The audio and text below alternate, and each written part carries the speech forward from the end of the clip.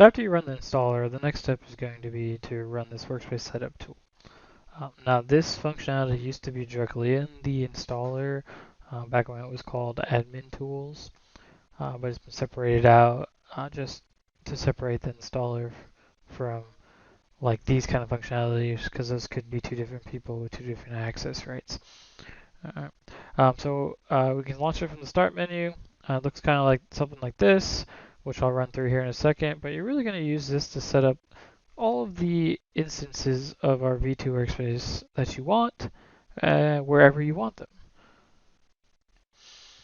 So I'll come back to this PowerPoint at the end for the recap, but let's just go ahead and start this. So I can just start typing in OHDOT workspace tools, or I can go navigate the start menu. And so the first time you load it, you might get this message. It's just saying you haven't set up any locations yet. It's fine. Just hit OK. It's just kind of a precursor to when you open this dialog why it might be blank. I'll go over the local network setup tab first, and then I'll go over the project-wise tab. So if you want to set up something locally or on a network drive, you're just going to check this on. That's going to enable this. So what you're going to do is you're going to hit the add button for each workspace instance that you want. So maybe you want one that's for the civil schema of, I don't know, 10.10. Maybe you want another one. And these are just names to help you keep track of all the instances, because you could have a lot of instances. Maybe you have one for 12. You don't have to do that. It just depends on how you want to set it up. If you want to manage a workspace copy for each civil schema, you can. If you don't want to, you don't have to. This is all really up to you. You can watch the previous videos where I go over these kind of things. Or maybe you just have this one's my X drive instance, right? Totally up to you. But all you really have to do is say, hey, this is where I want my workspace to be. So this is the actual workspace folder. So if you hit search, we can come over here and take a look. Now I want to set up something new. So let me just see, create an area. Looks like I already did this before. Let me do another demo folder. Let's just go here. I'm just going to create. Alright, so pretend this is where I want to put my workspace. So, you typically, if you're going to follow kind of standard convention, you're going to have like a general folder. Maybe this is your connect config stuff. Connect workspace. So, whatever. It doesn't have to be this name. Something like that. And then you're going to have a workspaces folder, right, to house workspaces. And then this would be the workspace I'm setting up. So I highly recommend that you leave the name as OHDOTCEv02. That is the name of the workspace. So you're just going to create that workspace folder and select it. So that's all it needs to set up the workspace, right? Now, there is a toggle here, say don't configure. So if you don't want the application to really touch any configuration files or anything, you check that on, and then it will be on you to finish the configuration. So that would be like copying our template workspace config file and putting it out in the workspaces folder. You have to make sure you do that. Or if you've already set up this location, maybe you're installing this on another computer and you just want to set it up, the location, just check on don't configure because it's already set up. All right. So you can do the same. I'm going to get rid of that and get rid of that. So you can have as many instances as you want, which maybe for this demo I'll show too. So this would be, I don't know, C drive. And I'll come back here.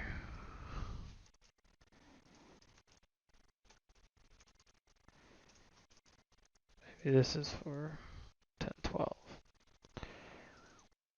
New folder, workspaces, and then OHDOTCEv02. Alright. Maybe I'll change that to civil 1012, something like that. All right, these are just, again, these are just names for you to recognize what they are. All right, so there I've set up that. So now I'm going to go over some project-wise before I run the setup. So if you don't care about the project-wise, I'll have bookmarks so you can skip past that to the install. So now on the project-wise side, this is for project-wise Explorer. So if you want to set up that, you just check that on initially, and then you're going to add a data source. Now notice there is a as non-project-wise admin. So in order to actually configure WorkSpace, you do need to be a project-wise administrator because it involves creating configuration setting blocks and work areas, which is typically reserved for a project-wise administrator. So I recognize that some people might be running this purely to get to the sync tool. So if that is the case, I added this checkbox, and so what it'll do is it'll let you log into the data source without an admin account, and then you could choose your workspace that's already been set up and run this. That way, your sync tool will recognize this as a workspace that you might want to sync the standards with. So if you don't know what I'm talking about, the sync tool is in the next video. So with the as non-project as admin, if you check that on, then you hit add data source. This login dialog is going to let you log in as a regular user, right? But if you have it checked off, then you're going to be logged in as a project as administrator. So this test account is not an administrator. So if I hit login, it's going to say, hey, can't log in data source, user is not administrator. But if I have it checked on, then it would let me in. But do note when you go this route, you will not be able to uncheck don't configure. So it's going to force it to not configure. That way it won't attempt to do any of that stuff that requires the actual admin, project as administrator account, right? So let me X these out here and get logged in to, I'm going to do the training testing one. Set up just a test area here. So for each data source, so if you need to add another data source, you could. By adding that button again, you can go and select another one. All right. So I can add as many data sources as I need. All right. So I make this a little bit bigger. There you can see each data source, and it'll tell you the name. And then within each data source, you can have as many workspace instances as you want. Right, so if I just hit this button, I can add another one. Right, if I want to remove that given instance, I can. Right? So I'm going to remove this this data source because I don't really want to set one up there. So in here, just like you could set a name over here, description, same thing. So you could say, hey, this one is for civil 10.12. You get the idea.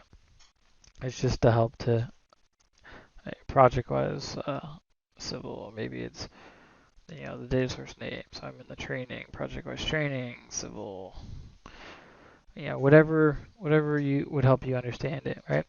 So same thing here. All I really need to do is pick a location for the workspace. All right, so I want to just do a temporary location.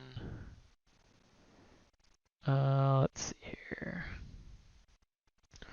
All right, so I'm just going to create a new folder here called demo. So I pretend this is where I want to put my workspace. So typically you have some kind of connect folder, connect config, connect, whatever you want to call it. And then you would have your workspaces.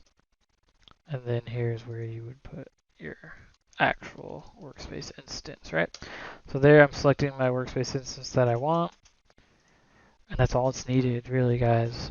All you need to do is say where you want the workspace to go, and it will set up everything else. Okay. Now, this sets up and configures the workspace as long as you don't check on don't configure. So that just configures our workspace. That doesn't mean the workspace is configured into the Bentley product, right? So that video before this, or 2 videos before this, where I go over Connect Config Overview. That's where I'm going over that, because I'm not going to take over that. That's something that is on the organization to set up, because that can affect more than just ODOT's workspace. That can affect all of the workspaces you might have set up with all the other DOTs. So we'll configure the workspace, and you just need to put it wherever it is configures into the rest of that product configuration. Hopefully that makes sense. If not, go check out the video. So now that this is pretty set up, I'm going to hit the setup update, and it's going to run through and set these up.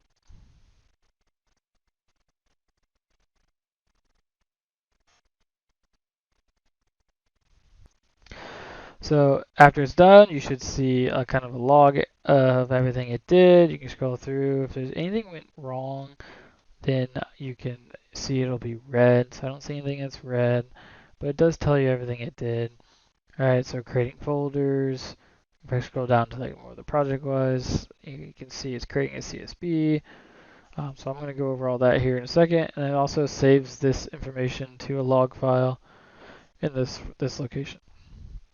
Okay, so the next step would be to launch sync tool, which you can launch it from here or from the start menu, which we'll go over that in the next video. So we won't go over that this time, but let's go over what it actually did here. So I'm going to X this out now. And actually, before I go over what it did, what I want to show you now is if we relaunch that application, so the setup tool,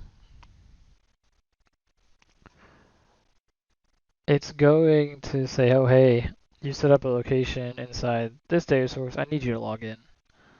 All right, so I'm going to log in.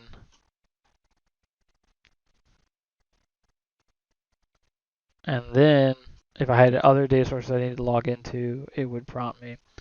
But after it's done, move this over. And what you notice is that the locations will be already there, because it's going to keep track of it. It's not like you have to redo that.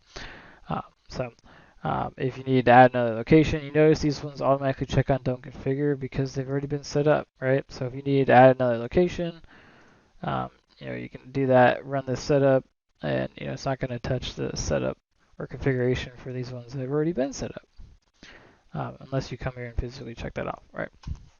But it'll typically just see that the configuration is already there anyways. So this is how you can manage your workspace instances. You can also come here if you want to change this description, go ahead and change it, and then hit the update, and it'll run through and update that for you. All right, and save that. So that's really all there is to this tool. Now let's go take a look at what it actually did. So I'm gonna close that, and let's start on the local side. So if I go to my C drive, I created that demo folder, so I threw it in here.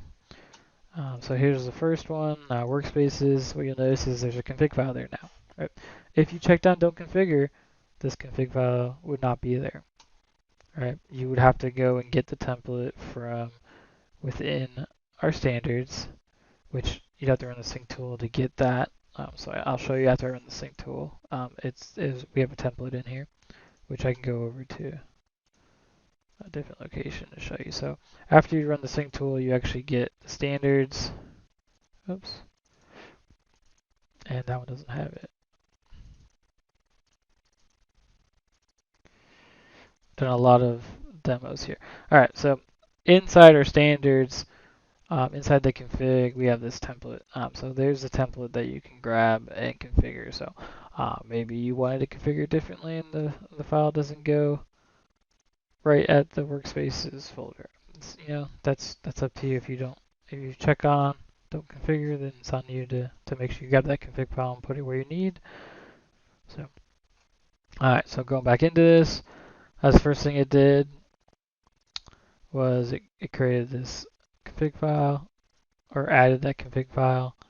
So you see there's one there too. We open it up. Only thing you ever really have to worry about is this top location, right?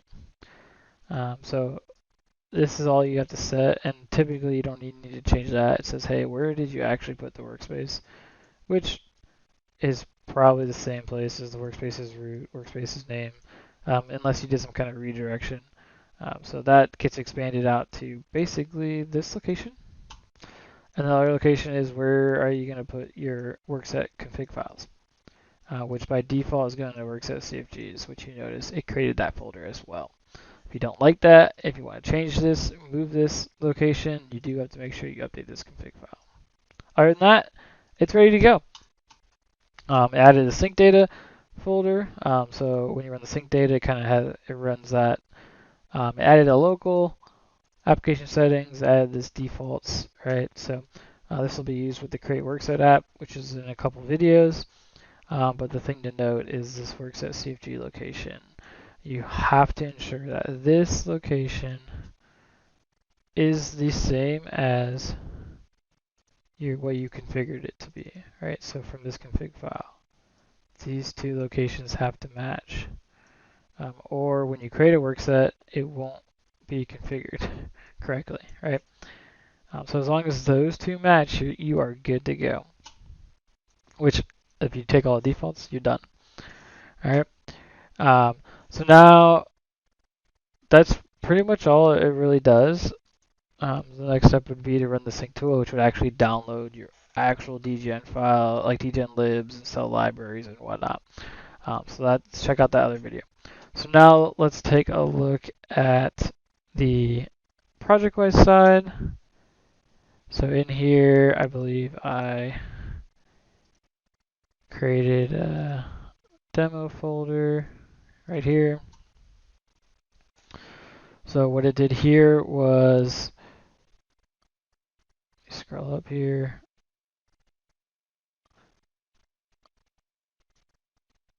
Go into the demo folder. And so if I look, it created that config file for me, just like it did outside of ProjectWise. Now it added the local folder, has that same text file, added the sync data, but what it also did was set up the templates. So in here, the workspace templates, it created that and it created this main template folder and made it a work area.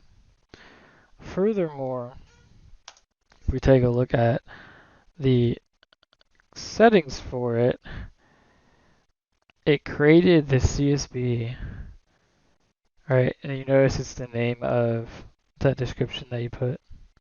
So the workspace name and then the description that you'd entered in the workspace setup. So it created that CSV for us, which pretty much sets up the configuration for you, and then defaulted it to this template work area.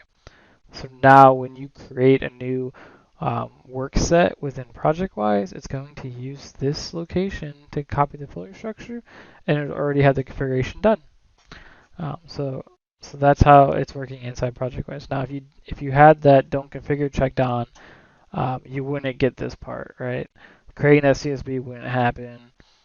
Making these work areas wouldn't happen because you need administrator rights to do that. So that is how the application is working. So really, after that, you're just going to run the sync tool to actually bring in those dgen libs and cell libraries and whatnot.